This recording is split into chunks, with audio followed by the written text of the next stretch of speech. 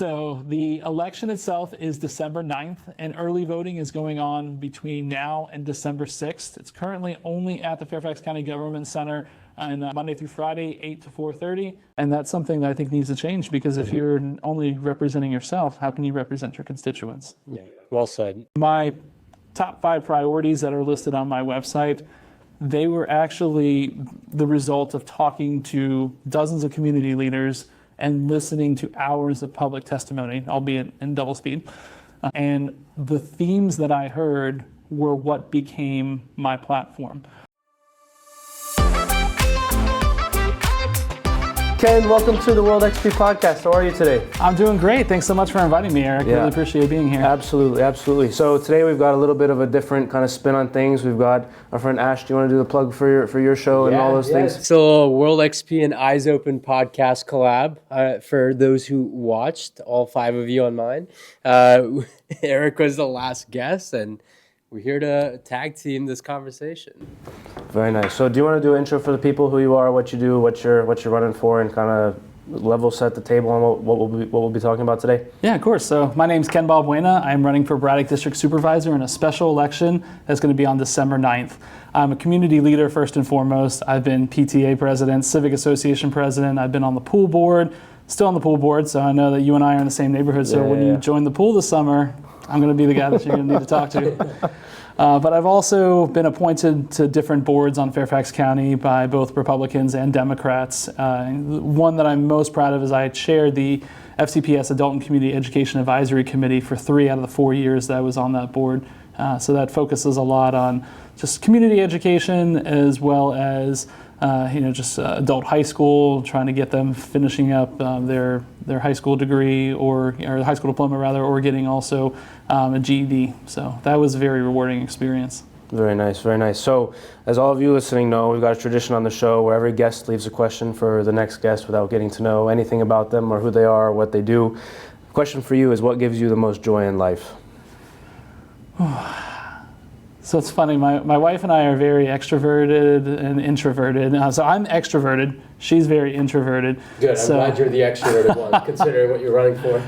Indeed. So I think what gives me the most joy in life is when I can get her outside the house and go to an event with me, whether it be a friend's party or something different. I'll just say that we have a friend that lives in our neighborhood, lives over close to Lake Accotink Park, and her birthday is on Halloween. And so there's one time we went out to a party at her house, and my wife was getting tired, so we went home. I stayed with her until she fell asleep, and then I walked back to the party. So, yeah, but hey, I got her out, so that brought me a lot of joy, being able to be with her that night. Very nice. So tell the people why you're running, what makes you different from the other candidates. For those who aren't familiar with kind of Fairfax local politics, it's fairly heavy on the blue side. Obviously, by your shirt, for people watching, you are on the opposition side to that. Why are you running? What a lot of people might say, well, it's heavy on that side, why not even bother? But here you are. Well, let me first address the shirt comment there. So as we talked about during the pre-show here, my white shirt that I typically wear out in public got a little bit of food stains on it, so I had to change. So the only other campaign shirt that I have here is the red one. So there's that. So why am I running? I am running because when I first ran for Civic Association president, because I wanted my girls to grow up in the best neighborhood possible. My oldest daughter was 3 years old when we moved in. My youngest daughter was still in my wife's womb. And I remember when I was growing up, my mom walked and petitioned the entire street to get streetlights on. She learned how to do the process with the city of Norfolk, and then just talked to every neighbor and said, hey, this is why we need streetlights over here. And I just remember that experience. And so when my family moved into North Springfield in 2012, I wanted to do the same thing. I wanted to be that person that made the neighborhood even better. And as my kids got older and I started getting more roles within the county on a county-wide level with my various different political appointments, I always thought about it would be nice to run for public office one day. And I didn't have what that day was in mind. So when Supervisor Walkinshaw became Congressman Walkinshaw and the seat opened up, I was like, this is a great opportunity to do this now. Supervisor Cook, who was before Supervisor Walkinshaw, he and I worked very closely together on a lot of neighborhood things when I was Civic Association president. And it would have been nice to be able to run in 2019 when he was retiring, but I was in grad school. Got a Master's of Public Administration from George Mason University, and Go Patriots. Go Patriots, that's right. So, and I figured, hey, if you're gonna run government one day, you should probably learn how government actually runs, and that's why I wanted to get that Master's of Public Administration. So I think my community background, being someone who's always listened to what the needs of the community were, whether it was traffic calming to get speed tables, or whether it was another issue where the funnest thing that happened is I had a grandmother telling me to talk to her granddaughter that lives in the basement to get her boyfriend's car out of the driveway. So something that's big like traffic calming, or something small like resolving some family issues, that is what gave me a lot of joy, to kind of go back to your initial question there. And so that's, I think, what differentiates me, is that I'm all about listening to the people and bringing the people's voice back to the Board of Supervisors. I think that the current structure of the board, they typically will go through the motions of having a public hearing, but they won't actually really take a lot of that public input into consideration when they're making their decisions. And that's something that I think needs to change, because if you're only representing yourself, how can you represent your constituents? Yeah, well said. I'm curious, just again, for people who may not know the nuances, how would you distinguish the local, county-wide politics and how those mechanics work versus what people are used to hearing and seeing on the news? Yeah, I'm really glad you asked that question. So I think when we can see this across the river in Washington, that there is a lot of gridlock. It's not just the traffic, but it's just the ability, or I should say inability, to work with one another. On the Board of Supervisors at the local level, you have to work together. You're literally trying to figure out, how do you get water from one side to the other, into from like the creek into somebody's house? How do you clean the water in between? How do you then get it back to flowing into the water through infrastructure? And I'm talking your language because you used to work for Public Works, so it's a lot of that. So you have to be able to work with one another because it's impacting people's daily lives. I think the further you separate yourself on the different levels of government, you start getting away from that. And so we see right now where there's the impending, the ongoing shutdowns happening, people are unfortunately being treated like pawns. And I think that is absolutely wrong. We need to be treating everybody with dignity, and we need to be taking care of people. And that starts at the local level, even if it's not happening at the national level. What are some of the things that you can do to ensure that happens? I think people across the country are a bit fed up with what you said, where it seems like there are people in Congress are representing themselves, right? We see there's jokes about the Pelosi stock trader, and if you go follow it, you'll be up 600% on the year or whatever. And there's all these things that are kind of floating out there in the news. I think the general sentiment is that Congress, we elected these people, and they're doing what? They're working for some lobby interest somewhere, or doing whatever. And Mr. Campbell, who is running for the same seat as you, mentions the same things about kind of oil and his plans for less cars and things of that nature. But more trains, less traffic. Exactly. And so how would you propose or tell the people that you're going to make sure that you do that? Because every campaign cycle you hear the same thing from everybody that's running is, oh yeah, we'll do that, and then never happens. So what's something that maybe is different about how you plan to actually accomplish that?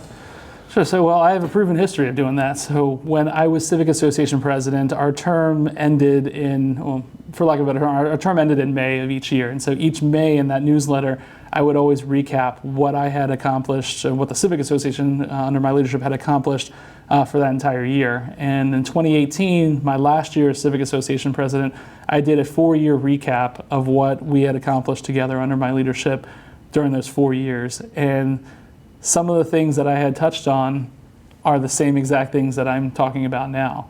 So I have that proven history of listening to people, doing what they're saying, and now scaling it up on this level here at Fairfax County level. So I think why people should believe me is because I've always done that. You can look and read the newsletter, and what I said, and this is what I brought up during one of our last debates, is that I had said that we were able to grow our membership without having to increase the dues that people were paying.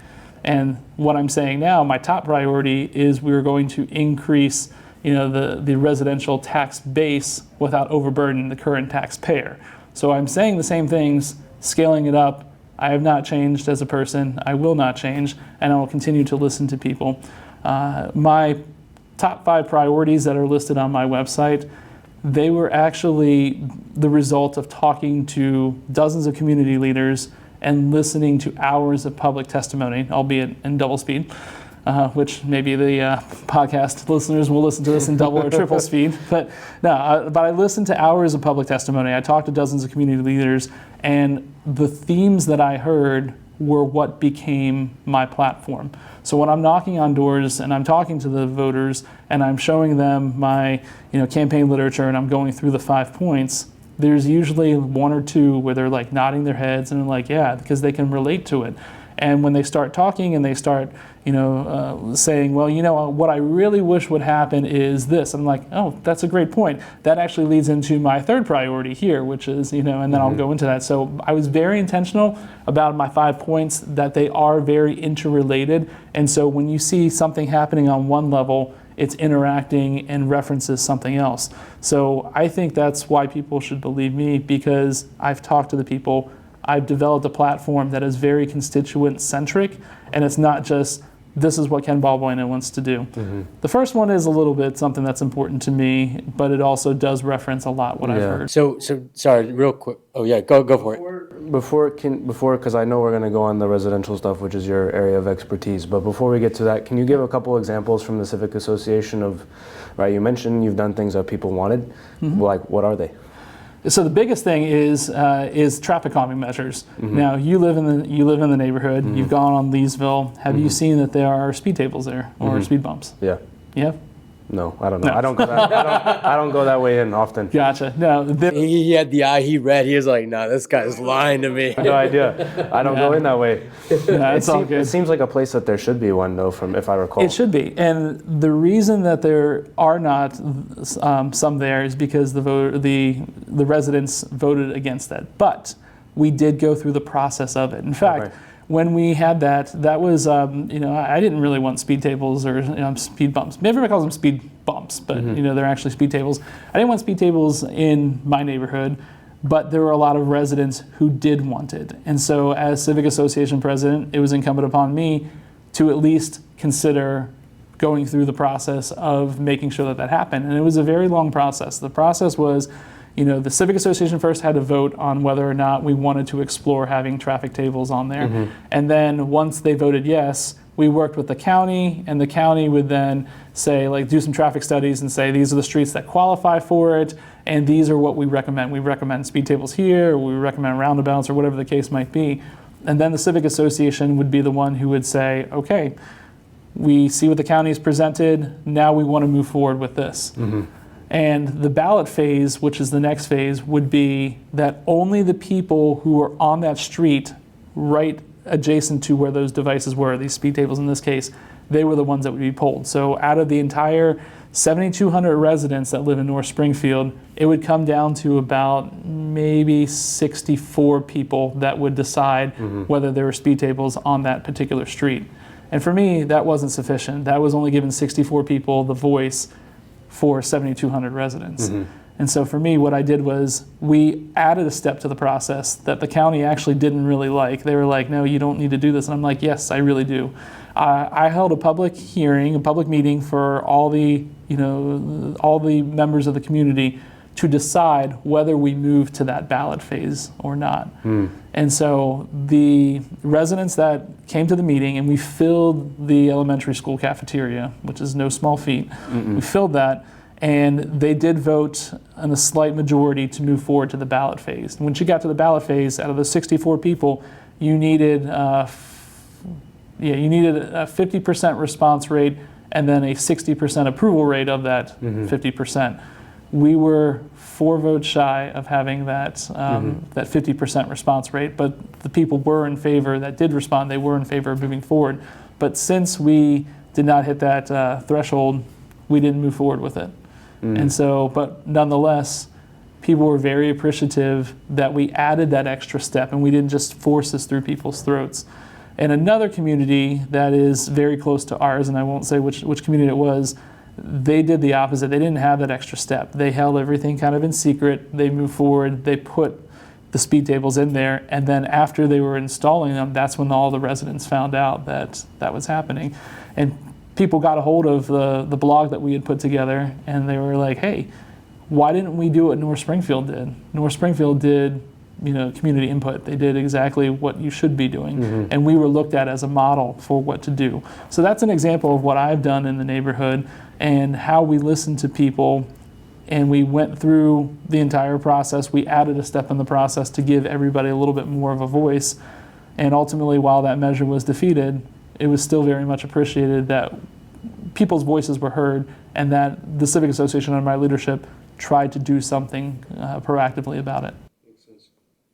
Yeah, no, I was going to ask, you had mentioned you have 5 priorities. Just for people who don't know and haven't been following, like, give us like the bullet points. Like, what are the 5 priorities, and which one do you prioritize the most, really?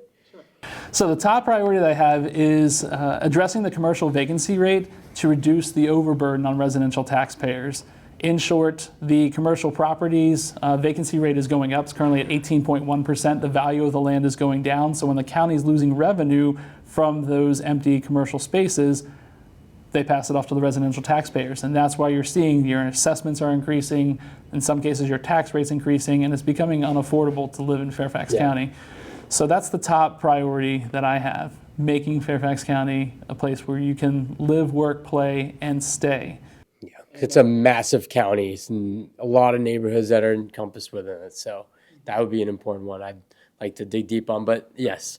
All right, second priority is to address key projects within the Braddock District, such as preserving Lake Accotink and fixing Braddock Road. Those 2 projects have been talked about for more than 10 years, and we've talked about fixing them, but we haven't actually fixed them. So my focus is going to be to try and get that finally in motion to get it fixed. There has been some progress under Supervisor Walkinshaw. One of his last outgoing actions was to do something to advance the Braddock Road issue, but we need to get those 2 things finalized and fixed. Third priority is to promote safe and inclusive neighborhoods, and that's a couple of ways we can do that. One is by increasing our funding for the law enforcement and first responders. Police and firefighters have seen their funding levels kind of stabilized for the last couple of years. Until this year, there was a little bit of a decrease for both of them. And there's been some other decreases for the police in particular, but I can go into greater details on those later. But also part of that is funding a program called the Consolidated Community Funding Pool. And I was part of that, the selection advisory committee for the Consolidated Community Funding Pool. Essentially is a block grant that takes care of a lot of nonprofits that do a lot of great work within the county. And so that was a rewarding experience serving on that. So that's my third priority, safe and inclusive neighborhoods, which come in a variety of different ways. Fourth priority is to work more inclusive with the Board of Supervisors, to work more regularly with the school board beyond just the budget season. So typically the budget season will be, we'll say February to April or so. And that's typically the only time that you hear the Board of Supervisors and the school board talking with one another. So we want to have more regular dialogue with them. And this is a very bipartisan issue. The school board is 100% controlled by one party, and a member of that party who happens to be different than mine, she's calling for the exact same thing, wants to have more regular conversations with the Board of Supervisors. And I think the benefits of that are that you can have the school board have an idea of what fiscal constraints the Board of Supervisors are under, and second, you can have the school board just communicate really what some of their priorities are. So you have more ongoing dialogue throughout the year. And then the fifth priority I have, and I touched on this one a little bit, is to restore confidence and trust back in the Board of Supervisors, to reassure those that we represent that their voices are heard, and if I were to add something, it would be heard and listened to, because they are often heard, but they are not listened to. And I have a great example on that I can talk about now, or we can talk about it later. Yeah, I'm a real estate guy, so I'd love to dig into the real estate aspect of Go it. on that. Go on that. So yeah, you mentioned like you'd want to lower the taxes, lower the special assessment. Fairfax County is arguably the biggest county in Northern Virginia. And personally, like anytime I'm working with clients, they could be in Alexandria, not Alexandria City, but they could be in Alexandria, they could be in Fairfax City, wherever them, or Tyson's, wherever it may be. They're like it's just a wide spread of property values, and just getting more and more congested. We see it in our traffic, right? How do you plan on lowering the taxes and the special assessments, considering the array in property values in across these areas? Sure. So I really want to stabilize it. I don't know that there's, the current board structure, I don't think there's going to be a way to really lower them. We can lower the tax rate, and that has been done, but the assessments have gone up.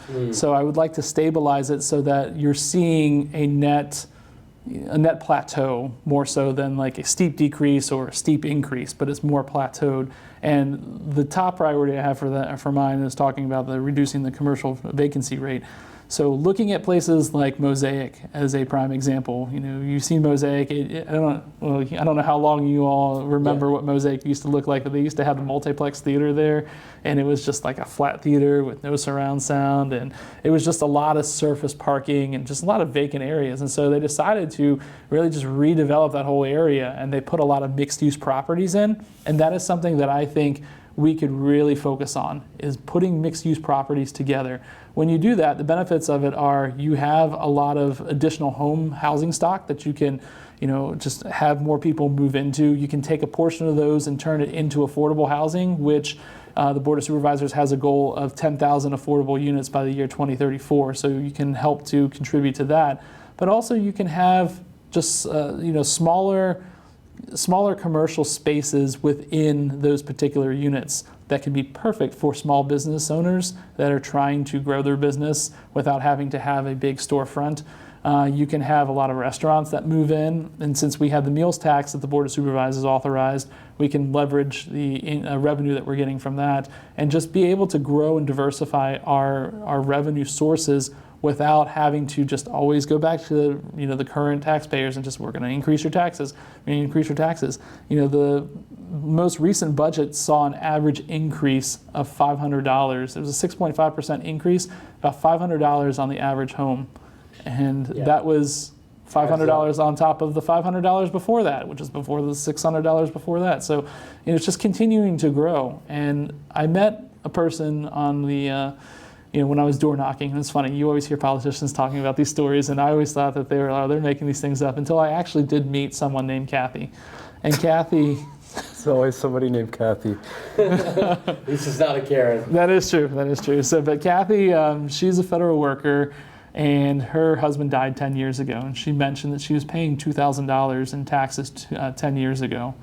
Now she's paying $9,000 in taxes. She's a single parent. She has one kid that's in college. She's got another kid that is about ready to graduate high school and go to college. And she's just beginning to think she needs to move out of Fairfax County. She can't live here anymore. And again, that's something we want to address, is make Fairfax County a place where you can live, work, play, and stay. You always hear that in like the travel and tourism, which, by the way, I was on the board of Visit Fairfax, which is the travel and tourism industry for Fairfax County. You will often hear, live, work, and play, but you never hear the stay part. And that's something we want to just have people be able to age in place, have seniors live in their home or downsize into a retirement community if they want to. But we want to have young people have an opportunity to be able to be first-time home buyers and perhaps, have like some homes that they can buy here that aren't priced out of range. Yeah, no, that's a big one for first time. And I appreciate you being candid and saying, like, we're not saying it's not going to go down, because I feel like there's always like false promise of we're going to lower the tax, we're going to reduce it.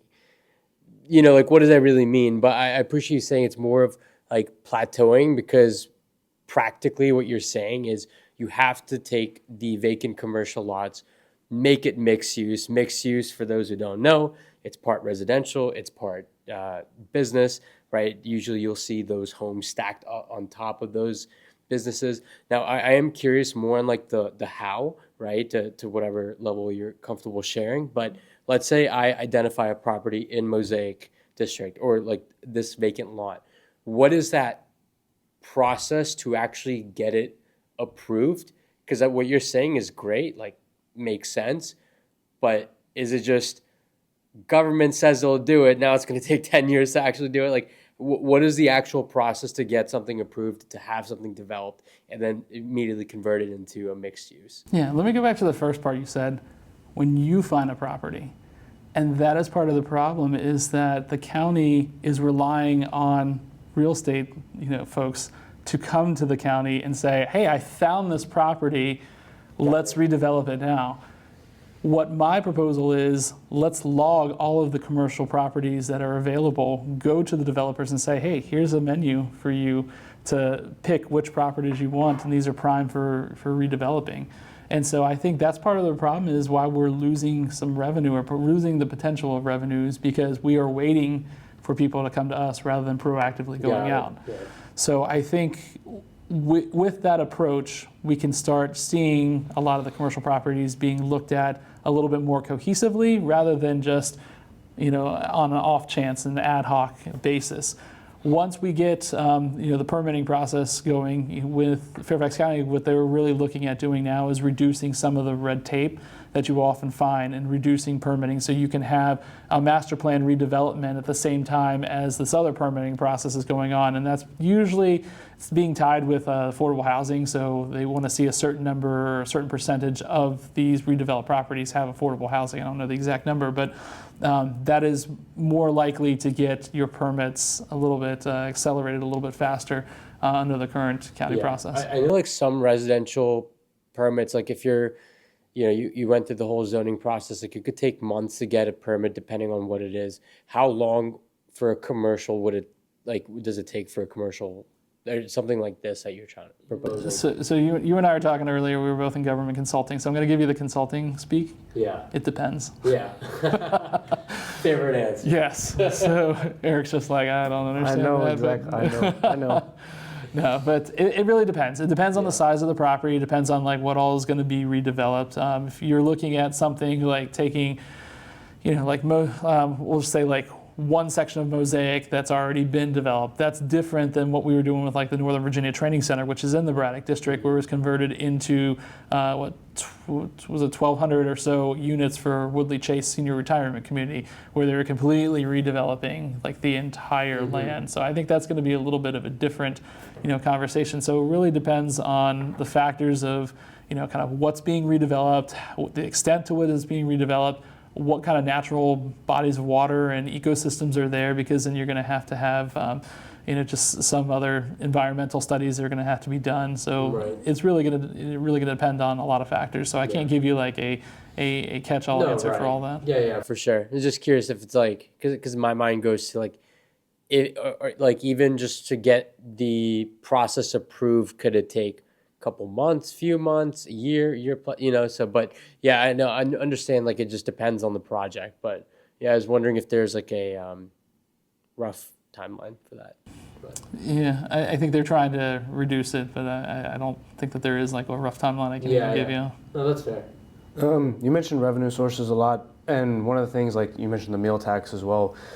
Without increasing tax rates, meal tax, again, I mentioned this a little bit before, but meal tax is just another way to, like, the same people still pay that. They just pay it in a different way.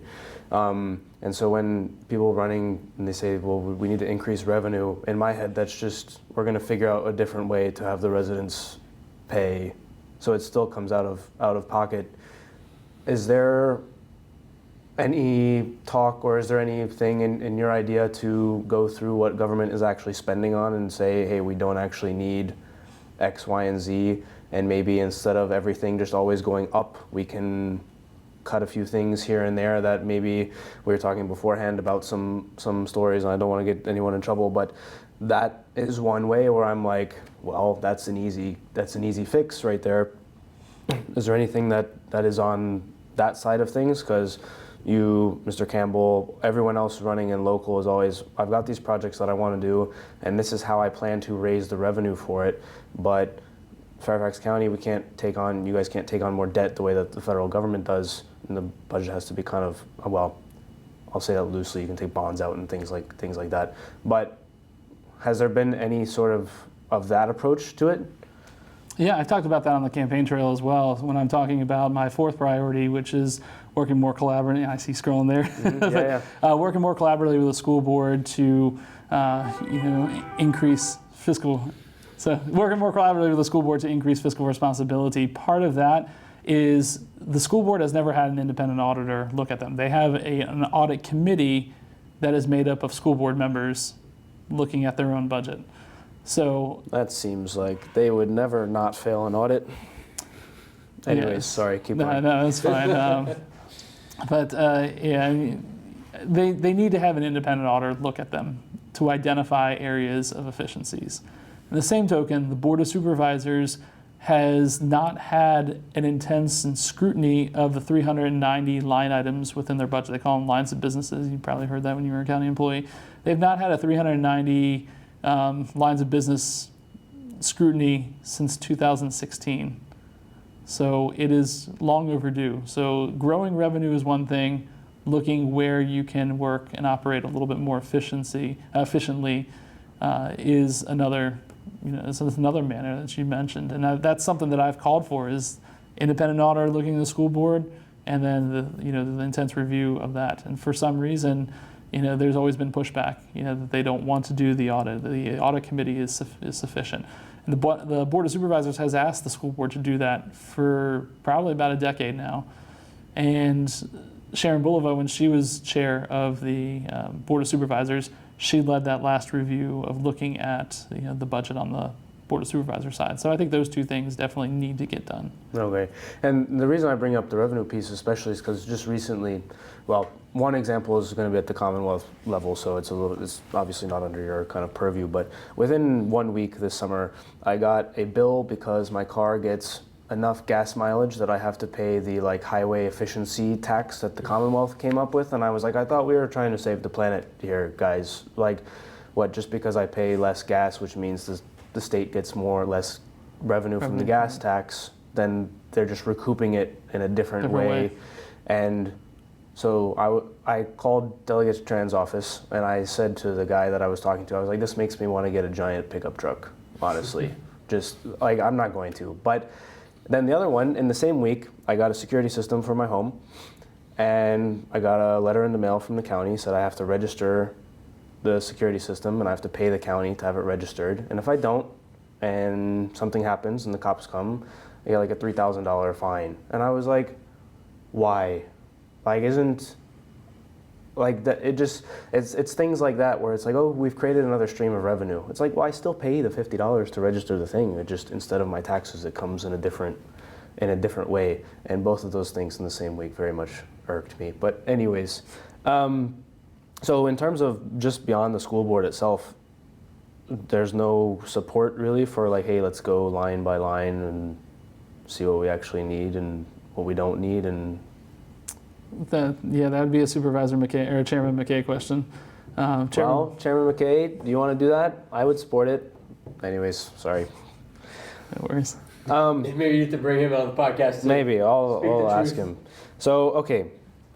So did you want to ask more about the real estate stuff, or were you good? I'm good on the real estate stuff. I really like what you said about on the. I think it was priority number 4 about working with the school board more.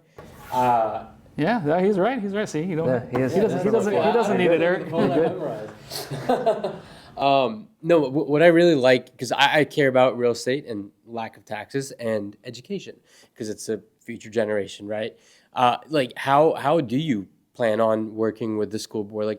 Because there's one thing of having a cadence. I mean, I come from the tech world. Just because you have a meeting doesn't mean it's efficient, right? So what is the point of these conversations, right? What are some of the strategic points you're hoping to achieve with some of these school board members?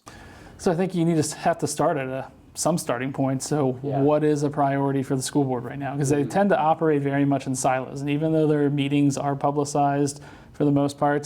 They are publicized. I highly doubt that they're watching each other's meetings to a great extent. So I think a lot of that is going to start with the dialogue. Like, okay, I know I can go and watch this, but tell us what is important to you. Yeah. You know, what are you doing? How much is that going to cost? You're seeing, you know, right now that there is an interesting purchase of the King Abdullah Academy that now the county is referring to as the Western High School, where it's $250 million. I think it was $250 million that they paid for the school because it has a shiny gym and it has a nice pool, but they're not talking about the cost to renovate it, because right now it's separated men and, you know, girls and boys, and so when the county wants to have integrated, you know, I don't want to say integrated bathrooms, they want to have bathrooms that are kind of, you know, on both sides of the hallway. You know, how do you pay for that renovation? You know, is it coming out of the CIP, which is the capital improvement plan? And if it's coming out of the capital improvement plan, how are you, you know, factoring all the other items that are on the list there? How's that going to prioritize? So they bought a building without really a plan on how to, you know, to adjust it. And that's, I think, one example of where if they were meeting with the Board of Supervisors and be like, no, let's ask these questions. What about your boundary studies that you're doing right now? How does that factor into it? So I think that you could stop some spending like that. We could look at, you know, the school board spent $121,000 on a staff position, and those staff positions, you know, I don't know any teachers that are making $121,000 in Fairfax County Public Schools. So they're taking money out of the classroom and putting it more in centralized administrative positions. By the way, not to get too critical on those staff positions, but the $121,000 positions, if you read the Fairfax Times article, you'll find that those staff positions are actually, in some cases, they're being accused, I'm not going to say that they are, but they are being accused of campaigning for my opponent during their constituent hours. That's Good. yeah. Good. Lovely. Well, love to see your tax laws at work, right?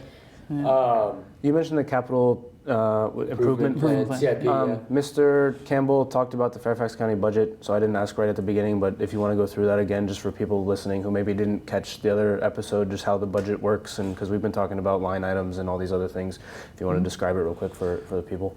Yeah, so the Fairfax County budget, the way that it works, it's the season is roughly like February to April, February to May. The way that it works out is that the superintendent will propose a budget to the school board. School board will make some tweaks, have some public hearings, they'll make some tweaks, and they will approve a budget that they then send over to the county executive. So again, operating in silos. So you got the school board's phase. Once it gets to the county executive, in this case, Mr. Brian Hill, he will look at like what the budget is that they were proposed by the school board, and he'll factor in that that's roughly about 53% of the budget overall of the county budget. So how do we factor that in? What do we really need to fund? What, you know, how can we fund all kinds of other programs throughout the county and still, you know, meet a good reasonable budget? And so he will then propose that to the Board of Supervisors, who will then review it. They'll have lots and lots of public hearings. That'll probably be the most interesting part of being a supervisor. You literally sit through about 3 days of public hearings where you are not saying anything in response to anybody that's screaming at you or thanking you. So you're just sitting there for 3 days, 3 full days, listening to public hearings. So that'll be a fun part. But I think my background of civic association leader and listening to people, I'll probably enjoy that, actually. I have a lot of fun conversations with people afterwards, and like, that was awesome. That was a great point. But anyhow, once the public hearing phase is done, the Board of Supervisors will do what's called a budget markup, and they will then amend what the county executive proposed to them and pass a final budget. And that final budget, the 53 or so percent that then goes back to the schools, the school board will then have to adjust their initial budget proposal against the reality of what they were handed by the school or by the Board of Supervisors. And so that is the entire budget process, and it then goes into effect July 1st. Okay, makes sense. Yeah. You mentioned your opponent. Without going into, let's stick at least for the time being with like policy positions. What are some differentiators between you and her? and Mr. Campbell as well, like some things that set you apart, some areas maybe where you guys agree, even just some notable differences and similarities between you and the other two candidates. I'll start with the differences. I think the differences is there are a lot of specifics in my plan. I think, Ms. Sizemore-Heiser, who is one of the primary other opponents, I think she has a lot of fluff that she will say. If you look at her website is very, it's just, we're going to have, parks are great, schools are great, it's very surface level. Mine gets into, that there are 80,000, federal workers that are in Fairfax County, and we need to take care of this. And we've got this specific program. I talked about the Consolidated Community Funding Pool is a specific program. I've talked about, the meals tax. So I'm very specific in my points. It's not just surface level, like this would be great, And I feel like that's a lot of what hers is. And she's also, I think, another thing that she talks about specifically is, I am endorsed by the Republican Party. And I hope that during our conversation we can get into like maybe why that, why I sought the Republican endorsement. But she knows that I'm a very common sense conservative, and I'm not a MAGA, type of conservative. And she will often acknowledge that I'm very common sense. But when she's talking to her supporters, she will say, oh, he's aligned himself with the MAGA extremist. And then she'll start talking about that the MAGA extremists are the party that does X, Y, and Z. So I think that's a differentiator for me, is that I've run a very positive campaign. I've talked about my accomplishments, and I can talk about her record a lot. I can talk about the accusations that they've done. I can talk about how, she's was behind $100,000 spending on a PR firm to talk about put a positive spin on TJ's admission change, but I won't do that. I'm going to talk about, the positive things of my campaign. And for my opponent, I think she's got a record of her own, that she's got a lot that she needs to be accountable for, that she refuses to do, but she tends to focus on putting me in a negative light because of who I associate myself with. And she says that I'm associating myself with extremists. The fact is, I am endorsed by John Cook, who is a former Board of Supervisors for the Braddock District. And when you listen to my opponent talking, she's very proud of being appointed to a board by John Cook. So I've aligned myself with John Cook. I've aligned myself with Tom Davis, who was a former congressman who was very bipartisan. I've aligned myself with Pat Harity, who is the sole conservative voice on the board and the sole differing voice from the Bloc, Democratic Party.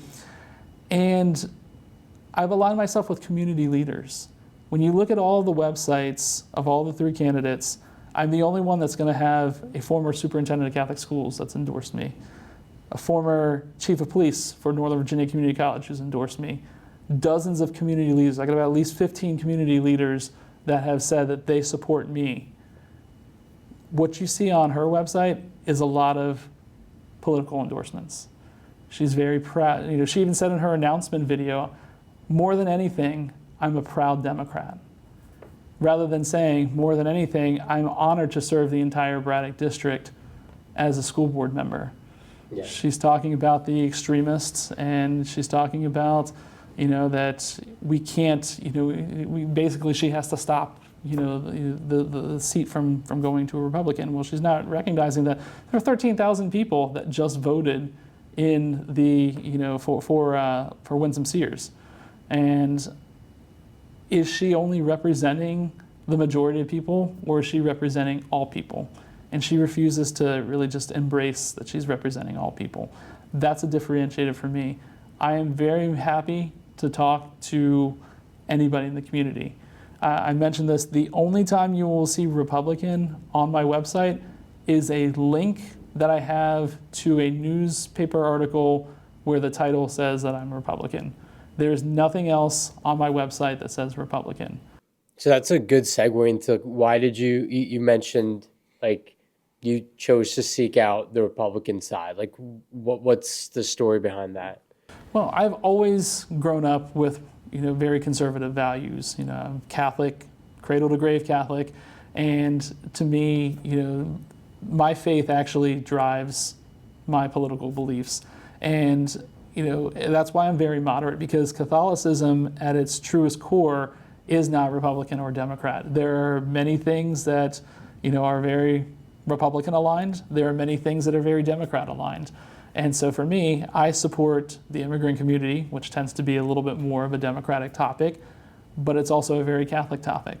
You talked about we were strangers in a strange land, and that's a very big piece of when I worked for a Catholic immigration office. We had that quote quite a bit from the Old Testament. And so for me, I support immigrants. I support the rule of law. I support, fiscal conservatism, and that's a very Republican type of thing. But I'm very balanced on both sides. So my Catholic faith drives my political beliefs in a very common sense, practical way. As far as why I sought the Republican endorsement, I've always aligned myself with the Republican Party, the traditional Republican Party, which is a little bit different than the party that we have today. So I believe, though, that running as a conservative, there's ways that I can show that there still are, kind people that are in the party. We're not all, just attacking everybody. There's decency, there's humility, there's kindness, there's compassion. And I think that changing the party and the perception of the party can only happen at the local level. And I think that is one of the reasons that I chose this challenge. And I know it's a challenge. I know that it could be easy to say, hey, I'm a Democrat all of a sudden. And I know people who have all of a sudden switched from Republican to Democrat. I'm not going to do that. I want to stay true to who I am. And I always want to be true to who I am. And that is going to be a person of the people, guided by my faith principles. I'm really running to show that there still is compassion in the party. I'm showing that there still are normal people, per se, and that there are people who can still have dignity, still have, see everybody for who they are, dignified human beings, and treat them kindly. And I think that change can only happen at the local level.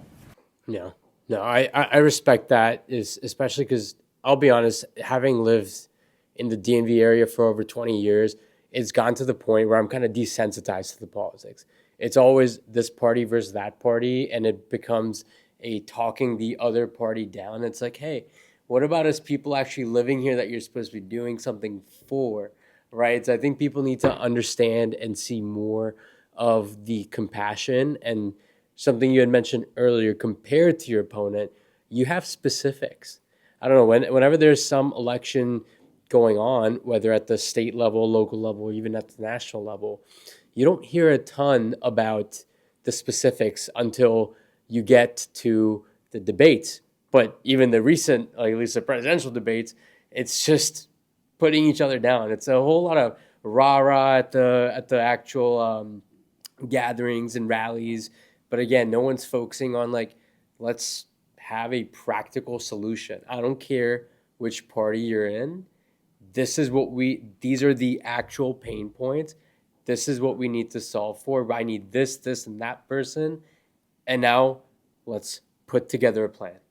You're bringing your consulting self into this, which, for better or worse, it's better having a plan in place with specifics rather than just being a generalist. So, honestly, I'm not vocal about my political beliefs, because at the end of the day, it's what am I vocalizing? Just people saying, yeah, I'm a Republican, yeah, I'm a Democrat. Where are the specifics? But anyways, that's just my tangent.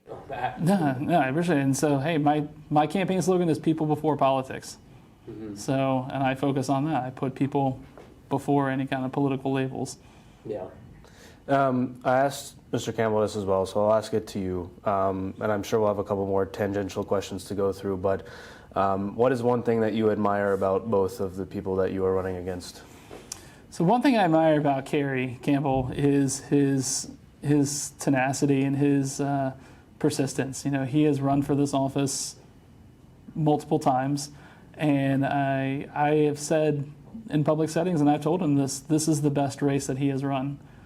So I'm happy for him stepping up again. I thought he had retired. He and I have a little bit of a history with one another. I still remember the first time that he knocked on my door. That's a story for another time. But I've seen him change a little bit, so I'm appreciative of that. For Rachna Sizemore Heiser, I think one thing that I am, that I admire about her is her fundraising ability. She can turn anything into a fundraiser. It may be a good or a bad quality of her, but she raises the funds. I might need her to run some investment deals out here. Hell, I'll bring her to an open house. Yeah, well, I'm sure she'll be happy to talk to you should she win as a supervisor, as long as there's something in it for her. Oh, never mind. I wanted it in for me. So, do you have any other questions? No, go for it. So, in closing, if you had to leave the voters with one, actually, I'll make this a two-part question. You mentioned that you wanted to increase the size of the tax base, therefore people need to move here. So, I'll start with that one. Why should people move here? So we do have an excellent educational system. I grew up in Catholic schools, and it was not really something that was a qualm of mine sending my daughters to public schools because of the education value. And there are some social issues that are different and taking away parental rights that we could talk about. But as far as the quality of what they're learning, it's amazing. We're one of the top school systems in the country, so I think that's a key thing too. And remind me, can you repeat the question again? The second part of the question is to leave the people voting. Oh, why should they move here? Yeah. So why should they move here? Why should they move here? So education system is one thing. Another reason to move here is just it's a great opportunity being so close to the nation's capital. You see that the local news is national news in many cases, which could be good or bad. But I think that just the quality of education here, like the caliber, not only the education system, but there are more, I think, bachelor's degrees here per capita than any other place in the country. So it's a very well-educated area as well. So I think iron sharpens iron, and you can learn a lot from people just by talking to them and talking to your neighbors. So that's why I love, being here. I've got a neighbor that works for CNN. I've got another neighbor who works for National Geographic. Other neighbors who work for NASA. So they haven't been to the moon yet, or Mars, but they are doing their part to help some people. Are you saying that we never went to the moon, Ken? No, I'm saying that my neighbors have never gone to the moon. No, I'm just kidding. And then lastly... The moon is, I'd love to go to the moon. It's out of this world. There we go. That's my dad joke. That's when you know he's a father. There it is. If you had to leave the voters for kind of a summary of why they should trust you, why they should vote for you, the floor is yours. Yeah, I think people should vote for me. I'm going to look directly in the camera for this one. I think people should vote for me because I am a community leader who listens to the community. I want to bring your voice to the Board of Supervisors. Even if I don't agree with what you're saying, it's still incumbent upon me to be able to represent and vocalize your needs. I may say, hey, this is what I heard from my residents. This is a motion I'm making because it's important to them. The same token, I might also say, this is what I believe should happen. This is the motion I'm going to make. However, some of the dissenting voices that I've heard from my constituents are X, Y, and Z, and I will bring that to the Board of Supervisors. It's not just going to be my voice, it's going to be your voice. And if I can convey anything, it's that my priorities are going to be your priorities. So whatever you want to be brought to the Board of Supervisors, I will bring. And I'm going to represent you as best as I can. And I think that I am the best for Braddock because I have that people first, constituent first mentality where I put people before politics and I don't align to the political labels, and they will not be something that's going to be controlling me. I will be a candidate and I will be a supervisor that represents all people. Nice. That was solid. And when is election? When should people Sure. go vote? So I'll say it twice, once to you all and once to the camera. So the election itself is December 9th, and early voting is going on between now and December 6th. It's currently only at the Fairfax County Government Center on Monday through Friday, 8 to 4:30, but also select hours on select Saturdays. Starting November 29th, there will also be early voting that's going to happen at the Burke Center Library. So again, looking at the camera here, So my special election is December 9th, but early voting is going on between now and December 6th over at the Fairfax County Government Center between 8 and 4:30, as well as select Saturdays. And starting on November 29th, you can also go to the Burke Center Library where you can do early voting through December 6th. So I hope to earn your vote. I don't expect to just necessarily have your vote, but I hope to earn it based off of reviewing my platform. And thank you. And tell the people where to go find, if they want to go to your website, social media, all the rest of it, tell the people where to go look for it. Sure, so you can find me on my social media channels are going to be all at Ken for Braddock, and my website is kenforbraddock.com. Try to make it easy for you. Very nice. Any other things? No, You good to go? This is awesome. Awesome. As always, well, I'll do the camera thing too. Does that one overheat still? No, that's fine. Okay. As always, for those listening, go check the links out in the description, and we'll see you guys next time. Peace. See ya. Thank you. Thanks for tuning in to the World XP podcast. If you want to watch another episode like this one, click there. If you want to subscribe, click there.